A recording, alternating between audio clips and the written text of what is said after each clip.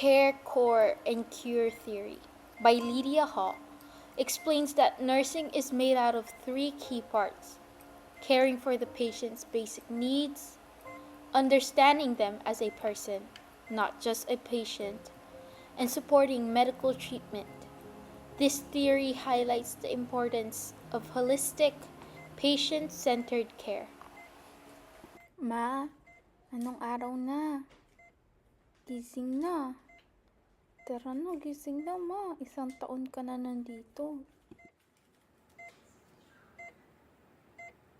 Nurse, gising na po mama ko. Sige po, i-check ko po siya.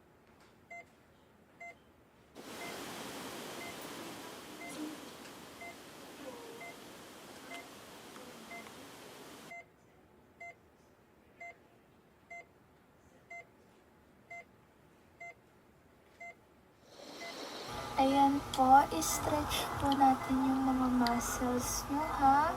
Titingnan po natin kung may masakit po or nagagalaw nyo po ng maayos. Kasi matagal po kayong nakatulog at hindi na po ito nagagalaw.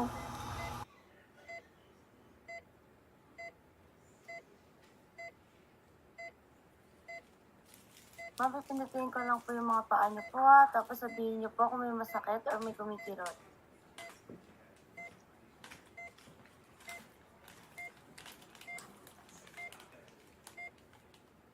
Kailangan natin siya ipa-x-ray para makita natin kung ano yung problema sa kanya pa. Sasabihan ko na rin po yung anak po ng patient. Sige.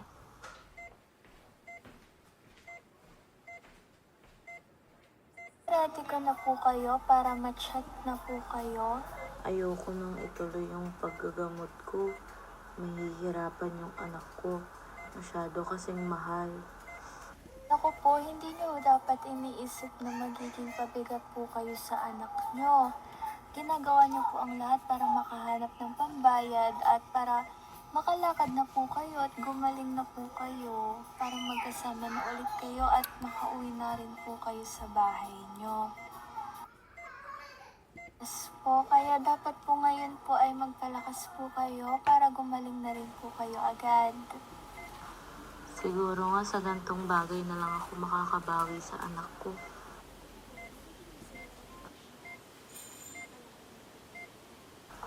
Salamat, nurse.